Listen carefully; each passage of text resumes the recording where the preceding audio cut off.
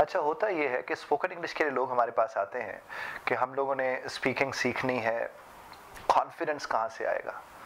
तो हम उनसे एक बात करते हैं कि speaking correct English is not an issue at all, speaking English is an issue. यानी अंग्रेजी दुरुस्त बोलना मसला नहीं है, अंग्रेजी बोलना मसला है। आप सिर्फ अंग्रेजी बोलना तो शुरू कर दीजिए। ये मत सोचिए कि आप गलत बोल रहे हैं या आप ठीक बोल रहे हैं। पहली बात तो यह कि आपकी ज़बान नहीं है, तो बोलिए जी भर के गलत, कौन सी क़यामत आ गई इसमें। लेकिन दिस डज नॉट मीन कि गलत ही बोलना चाहिए। इसका मतलब यह है खौफ ख़त्म करें।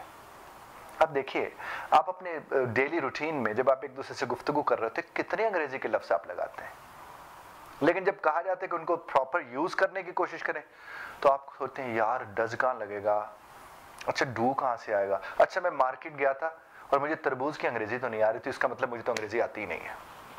अब ये क्या भला बात हुई कि अगर आपको एक वक्त में एक लफ्ज़ की अगर अंग्रेजी नहीं आ रही तो आपकी सारी अंग्रेजी खत्म हो गई। कई मरतबा ऐसा होता है कि अम्मा अब्बा घर से भेजते हैं कुछ सामान लेकर आओ, आप वहाँ पहुँचते हैं आपको भूल जाते हैं उसका नाम। उस वक्त तो ना टेंशन होती है ना परेशानी होती है। तो इस वक्त भी मत लेना, स्टार्ट स्पीक इन इंग्लिश।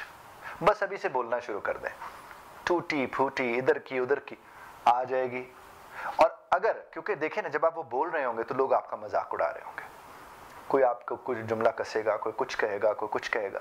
आपने सिर्फ एक काम करना है, भाई मेरी ज़बान नहीं है, मैं कोशिश कर रहा हूँ और मुझे कोशिश करनी है, और फिर आप बोलते रहेंगे तो फिर आपको आ जाएगी। और सिर्फ खुद नहीं, अपने इर्द गिर्द दोस्त ऐसे बनाएं जिनके साथ आप अंग्रेजी बोलना शुरू कर दें। छोटे छोटे लफ्ज़, मिसाल के तौर पर अगर आप उनके साथ कहते हैं कि फिगर अप, इसको उठा लो यहाँ से, पुट इट देयर, इसको वहाँ के ऊपर वहाँ पर रख दो, पुट इट हियर, इसको यहाँ पर रख दो। छोटे छोटे जुमले, कभी लंबे लंबे जुमलों की तरफ मत जाएं। पहले ये छोटे छोटे जुमले बोलना शुरू करें। जब आप ये छोटे छोटे जुमले बोलना शुरू कर देंगे तो आहिस्ता आहिस्ता आपके अंदर कॉन्फिडेंस आना शुरू हो जाएगा। फिर कुछ चीज़ें जिनको आप अच्छी तरह से याद भी कर सकते हैं, मसलन आपने अपना तारुफ याद कर रखा है, आपने मसलन किसी को पूछता है प्लीज़ इंट्रोड्यूस योरसेल्फ, आप सिर्फ इतना ही कहते हैं कि दिस इज़, और फिर आप अपना नाम बोल देते हैं तो एक कॉन्फिडेंस आना शुरू हो जाता है। मत सोचिए इस बात का कि आप गलत बोलेंगे तो फंस जाएंगे। जब आप ये सोचेंगे तो फिर आप सारी ज़िंदगी फंसे रहेंगे।